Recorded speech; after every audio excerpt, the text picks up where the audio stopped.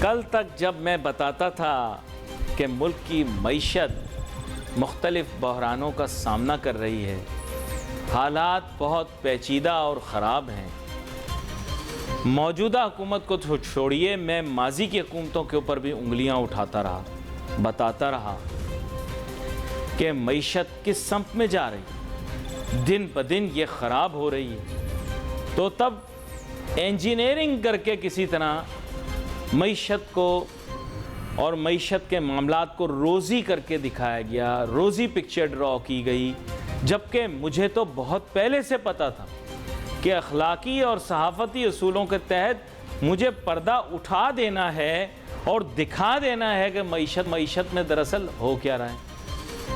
مجھے پتا تھا کہ یہ ایکسپینشن نہیں ہو رہی، کانٹریکشن ہو رہی، یہ ایکسپینشن نہیں ہو رہی، کانٹریکشن ہو رہی ہے۔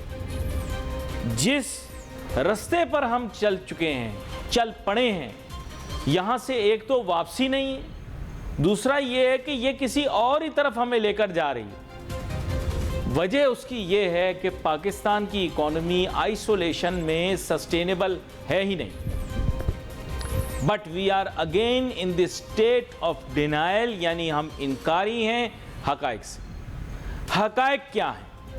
حقائق یہ ہیں کہ یہ جو چھوٹے سے رقبے والا ہمارا ملک ہے، جو شاید رقبے کے لحاظ سے تو پتہ نہیں کون سے نمبر پر آئے گا، آپ کو پہلے بھی بتا چکا ہوں، نیٹ پہ جا کر آپ چیک کر لیں، کیونکہ اس میں مختلف ابہام پائے جاتے ہیں، تو ہمارے ناظرین مختلف آراء دے رہے ہوتے ہیں، کوئی کہتا ہے جی 33واں، کوئی کہتا ہے 34واں، وہ نمبر فرق ہے کہ رقبے کے لحاظ سے ملک کتنا بڑا ہے، لیکن آبادی کے لحاظ سے ناظرین یہ 5واں بڑا ملک بن چکا ہے، 5th largest country of the world، 5th largest by population۔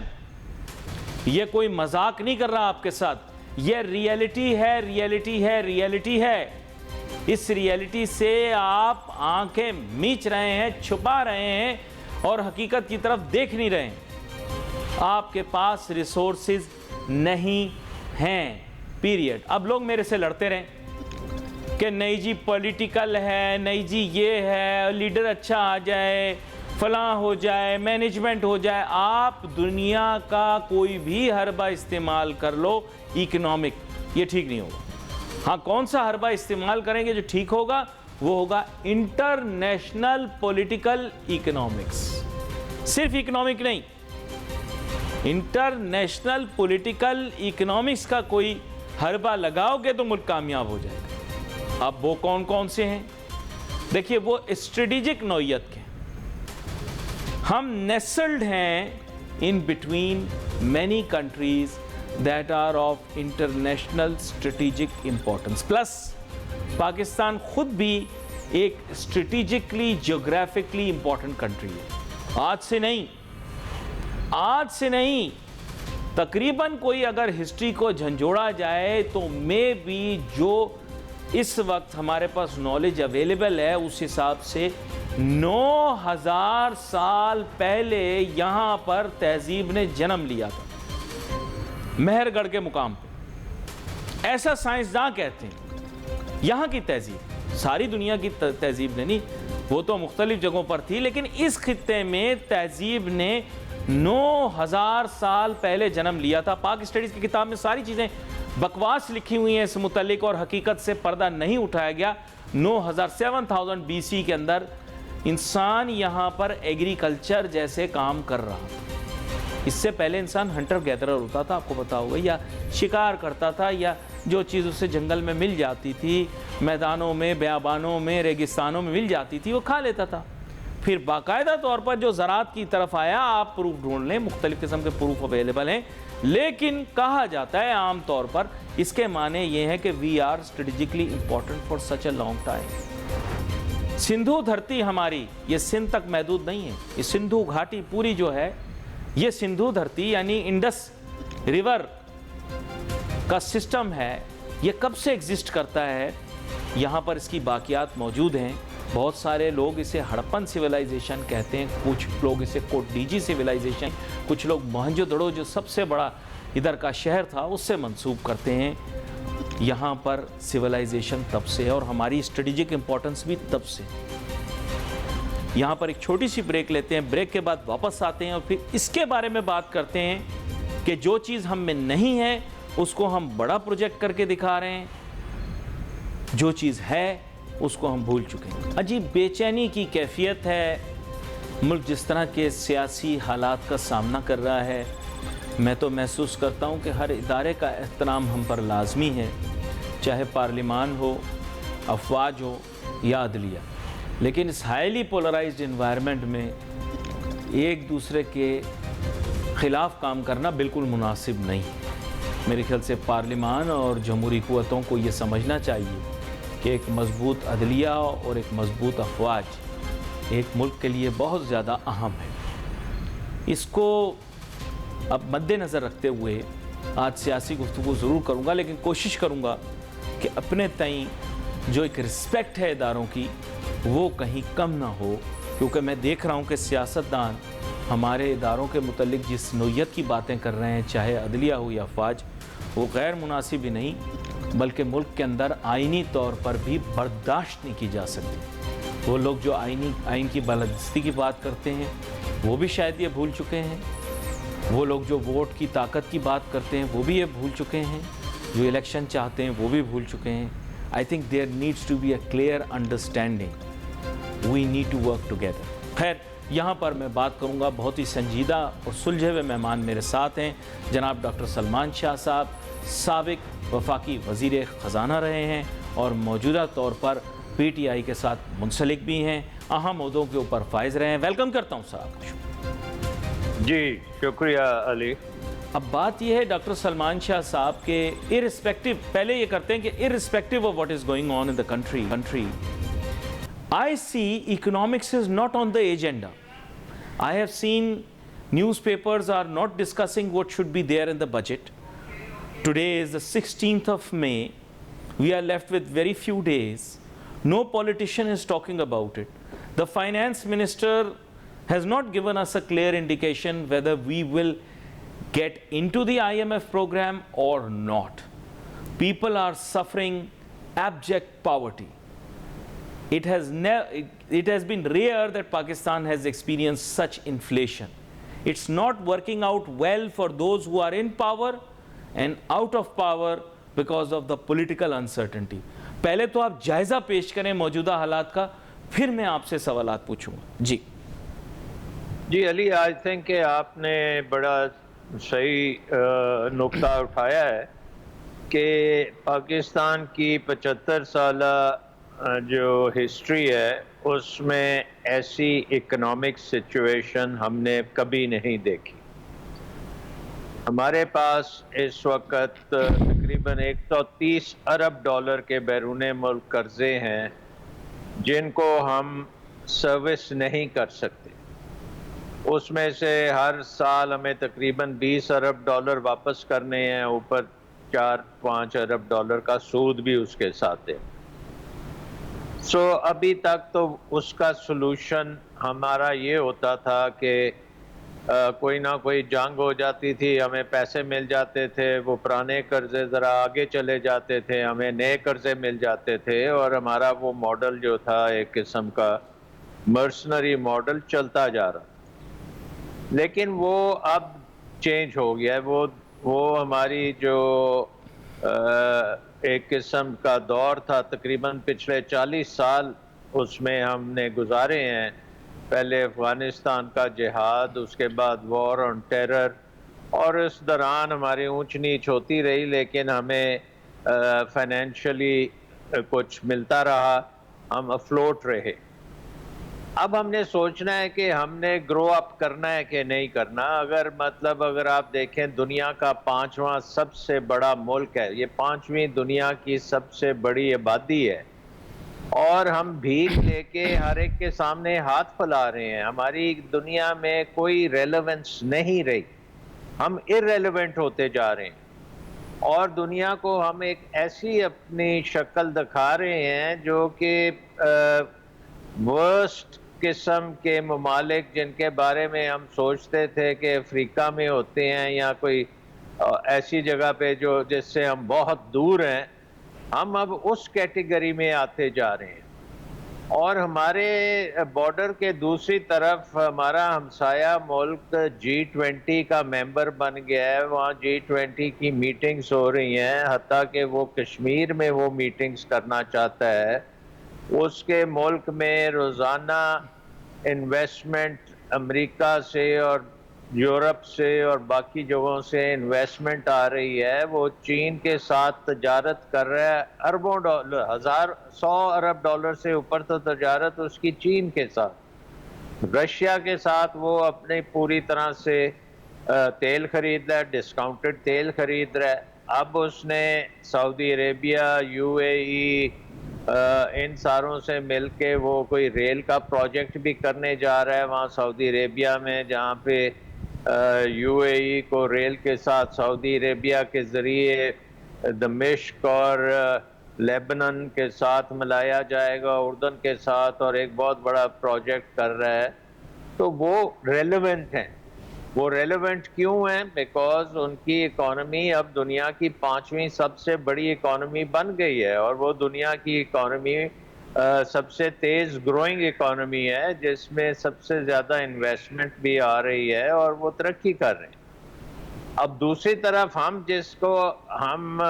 ہمارا جو کمپٹیشن ہے ڈیفینیٹلی ان کے ساتھ رہا ہے پچھلے 75 سال میں، اور بہت سے سال ہم نے ان سے بہتر ترقی کی ہے، اور اس کے بعد اب ہم ایک قسم کے ایسے گڑھے میں گر چکے ہیں جہاں سے ہم اٹھ نہیں سکتے، اور ہمارا نظام جو ہے وہ ٹوٹ پھوٹ گیا ہے۔ اب آپ دیکھیں کہ ایک طرف دنیا میں اکنامک فیوچر ہے، ڈیموکریسی ہے، اور آپ بڑے بڑے برکس کے ممبر ہیں، یا آپ بڑے جس طرح ہم CPEC کے بنے ہوئے ہیں، ہم ان چیزوں کو لیوریج کرنے میں ناکام ہو رہے ہیں، کیونکہ ہمارے ملک کے اندر جو ہے حالات وہ ختم ہو گئے ہیں۔ اچھا، میں ویسے بتا رہا ہوں کہ جیسے آپ جانتے ہوں گے کہ میرا بھی علم و تدریس سے تعلق ہے، تو میں نے ایک تقابلی جائزہ یعنی کمپیریٹیو انالیسس کیا ہے۔ Just want to pass it by, like discuss it with an expert like your self.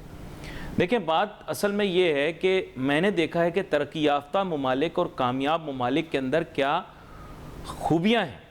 سب سے پہلے آپ حیران ہوں گے کہ جو دنیا کی ترقی یافتہ معاشیات رکھنے والے ممالک ہیں، ڈیولپڈ اکانومیز والے، وہاں پہ آرٹس، کلچر اور سپورٹس کو بہت زیادہ اٹینشن دی جاتی ہے، جو میرے لیے بڑا حیران کن تھا۔ لیکن محقق یعنی ریسرچرز نے یہ ریویل کیا ہے کہ وہ ممالک جہاں کی پاپولیشن سیولائزڈ ہیں، آرٹس، کلچر اور سپورٹس کی طرف راغب ہیں، وہاں پر بہت زیادہ ترقی معاشی طور پر ہم نے دیکھی۔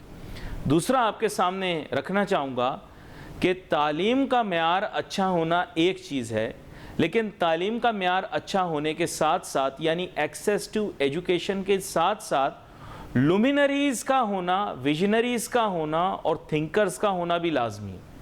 تو ایسے سارے ممالک جو دنیا میں معاشی طور پر کامیاب ہیں، وہاں پر ایک پوری کلاس ہے انٹلیکچوئلز کی who have no other job except for to ponder on the future of the world and their own country۔ یہ دیکھیں، بڑی عجیب و غریب آپ کو باتیں بتا رہا ہوں۔ ایمفیسس یہاں اکنامک ایشوز کے اوپر ابھی تک ہے ہی نہیں کہ اکانومسٹ جس ملک کے پاس زیادہ ہوں گے وہ زیادہ کامیاب ہو۔ اور تیسرا جو سب سے معذرت تیسرا میں اضافہ کر دوں، سوشل جسٹس سسٹم، ان سارے ترقی یافتہ معاشی ممالک کا سوشل جسٹس سسٹم جو ہے وہ ایوالوڈ ہے، it's a well evolved system. تو یہ تین نقطے آگئے، and mind you, 3 of these points have got nothing to do with the economy whatsoever, but all developed economies of the world have these 3 things in common. I don't know whether you would accept that or reject that as an expert. جی دیکھیں نا، اس میں بڑا important ہے کہ یہ ساری تینوں چیزیں جو ہیں یہ ایک قسم کی اکنامک انوائرمنٹ کریٹ کر رہی ہیں۔ اکنامکس تو بے شک نہیں ہے، بٹ انوائرمنٹ ہے، ایسی انوائرمنٹ جس میں آپ صحیح ڈیسیژن میکنگ کر سکتے ہیں۔ اب دیکھیں، اب ترکیہ میں ابھی کل الیکشن ہوا ہے، جی جی، 90% ٹرن آؤٹ ہے، 90%، 90۔ جی جی مطلب یہ ہے کہ ترک عوام کو ان کا رائٹ دیا گیا ہے ووٹ کرنے کا، انہوں نے ووٹ کیا ہے۔ دونوں جو لیڈنگ پارٹیز ہیں اس کسی کو بھی 50% سے زیادہ نہیں ملا۔ نہیں، اب وہ دوبارہ جائیں گے ووٹر کے پاس اور وہ ووٹ کریں گے اور ایک جو میجورٹی لے گا اس کے حوالے کریں گے۔ تو یہ ہے جمہوریت ان کی۔ اور وہاں پہ یہ نہیں ہوا کہ جی آپ نے الیکشن نہیں کرانے، ہم گولیاں چلا دیں گے یا ہم ایمرجنسی لگا دیں گے، ہم یہ کر دیں۔ ہمارا نظام ٹوٹ چکا ہے، ہمارا نظام ایک مذاق بن گیا ہے اور پوری دنیا کو یہ نظر آ رہا ہے۔ ایک تو بات یہ ہے کہ نظام میں اسٹیبلٹی ہونا بہت ضروری ہے، نظام میں انتشار ختم کرنے کی قوت بہت ضروری ہے۔ اس کے بعد پھر نظام ایسا ہونا چاہیے جو عوام کی خواہشوں کو پورا کرے، عوام کی اپرچونٹیز کریٹ کرے۔ اگر میرا بچہ بڑا ہو کے ڈاکٹر بننا چاہتا ہے، انجینئر بننا چاہتا ہے یا کچھ بھی کرنا چاہتا ہے تو وہ تعلیم کا نظام ایسا ہونا چاہیے کہ ورلڈ کلاس وہ بن سکے۔ لیکن سر ہم میری 5 استدعا بڑے یہ ہے، ملک ہیں۔ میری نہیں، استدعا میرا کہنے کا مطلب یہ ہے علی کہ ہمیں اب ریکگنائز کرنا چاہیے کہ ہم کسی کے سہارے نہیں چل سکتے، ہمیں اپنے طور پہ چلنا پڑے گا۔ اور ہم ایک جائنٹ ہیں، ہم ایک جائنٹ ہیں۔ ہمارے پاس انڈس ریور کی ریسورسز ہیں، ہمارے but پاس sir an زمین ہے، intoxicated ہمارے joint, پاس لوگ ہیں، we are an ہمارے intoxicated pass giant, we have consumed so ہمیں much بنا دیا intoxicant. گیا ہے، ہمیں اپاہج بنا دیا گیا ہے، ہمیں پولیٹیکل انجینئرنگ کے یا جو بھی کے ویسٹڈ انٹرسٹ کے ہم وہ نظام نہیں بنا سکے جو دنیا میں رشیا کے کلیپس کے بعد بنا، سوویت یونین کے کلیپس کے بعد ایک مارکیٹ کا نظام بنا جس میں سروائیول آف دا فٹسٹ، اور سروائیول آف دا فٹسٹ کا مطلب ہے کہ آپ ایکول اپرچونٹی سب کو دیں وہ کمپیٹ کرنے کی، اور اس میں جو بہترین ہے وہ سب سے اوپر جائے، جو نہیں ہے وہ فارغ ہو جائے۔ بڑا اہم وہ نکتہ ہے یہاں نظام پر، ایک بنانے چھوٹی سی میں ہماری سیاست۔ ڈاکٹر سلمان شاہ صاحب آپ نے وجوہات بتائیں، میں آپ کو سچ بتاؤں گا کہ میں اس معاشرے کو بڑی قریب سے دیکھ رہا ہوں، and what I am seeing is that there are very few horses that are running in this donkey race. That's the problem. And the donkeys, they have no choice but to either eject the horses, reject the horses, or somehow, even if they are included in the race, ensure that they are injured enough to run at a slower pace than the donkeys. I'll be very frank with you. In this country, mediocrity is being rewarded. میں نے آپ سے ذکر کیا 3 نکتوں کا، مختصراً آج آپ سے تھوڑی کوالٹیٹیو ڈیبیٹ کر رہا ہوں میں، آپ ایک انٹلیکچوئل بھی ہیں، ظاہری بات ہے اس ملک کے۔ بات دراصل یہ ہے کہ سر ہم بچوں کے اندر وہ ہنر پیدا نہیں کرنا چاہتے جس کی وجہ سے وہ ریلیونٹ ہو۔ بچے مجھے آ کر بتاتے ہیں کہ ان کے اتنے A's آئے، اتنے A ڈسٹنکشن آئے اور اتنے B's آئے، but I have not seen that in western countries they are bothered کہ ان کے بچے کے کتنے A's آئے، کتنی ڈسٹنکشنز آئیں اور کیا ہوا۔ ان کے لیے زیادہ خوشی کی بات یہ ہے کہ میرا بچہ، کیونکہ آپ امریکہ میں رہے بھی ہیں، کہ میرا بچہ کس فریٹرنٹی کے اندر ڈسٹنگوشڈ انڈیویجول کے طور پر بڑھ کے سامنے آیا، کیا میرا بیٹا یا میری بیٹی ڈیبیٹنگ ٹیم کا حصہ ہیں، کیا میرا بیٹا یا میری بیٹی کسی سپورٹس کے اندر انوالوڈ ہیں، کسی سپورٹس میں کسی نمایاں پوزیشن کے اوپر موجود ہے، آرٹ ہے، کلچر ہے، پوئٹری ریسیٹیشن میں ہیں، یا کوئی کتاب پڑھ رہے ہیں یا لکھ رہے ہیں۔ میں آپ کو افسوس کے ساتھ بتانا چاہوں گا کہ اس ملک کا کوئی مستقبل تب تک نہیں ہوگا جب تک لوگ نہ کتاب پڑھنا چاہیں نہ دیکھنا چاہیں، بھلے فون پہ پڑھ لیں، میں نہیں کہتا کہ لائبریریوں میں جا کے پڑھیں۔ سر ہمارے معاشرے کے اندر آرٹس اور کلچر کی کوئی سپیس نہیں۔ بچہ جو تصویر بنائے اسے ہم آؤٹ کاسٹ ڈکلیئر کر دیتے ہیں، جس کے اندر کوئی آرٹ یا ایستھیٹک ابیلٹی ہو ہم اسے اپنے معاشرے کا حصہ ہی نہیں تصور کرتے۔ ایسے ڈیوائڈ آف ایستھیٹکس اور آرٹس کے لوگ भले आप तरक्की कैसे कर सकते हैं। और एक ऐसा सोशल जस्टिस सिस्टम जो आपकी नज़रों के सामने आप देखते हैं, for the elites it is irrelevant, there contact with the poor people is there driver and there मासी। Imagine to your self in these circumstances, economic development तो बहुत दूर की बात है, ये मुल्क तरक्की के एक सीढ़ी के ऊपर भी चढ़ जाए तो मैं मान जाऊंगा। जी बात ये है कि ये कॉज एंड इफेक्ट है कि क्या चीज, क्या व्हाट कम्स फर्स्ट। सबसे पहली बात ये है कि आपका निज़ाम जो है, जो अगर वो उसमें डिफेक्ट होंगे तो जैसे हमने पहले डिस्कस किया, वो आपके अवाम को गरीब कर देगी, वो अवाम की अपॉर्चुनिटीज ख़त्म कर देगी और कोई ऑप्शंस आपके सामने नहीं रहेंगे और आप एक डाउनवर्ड स्पाइरल में चलते जाएंगे जिससे निकलना बड़ा मुश्किल है। सो इसलिए सबसे पहली बात यह है कि निज़ाम आपका जो है वो सही डायरेक्शन में उसका जाना बहुत ज़रूरी है।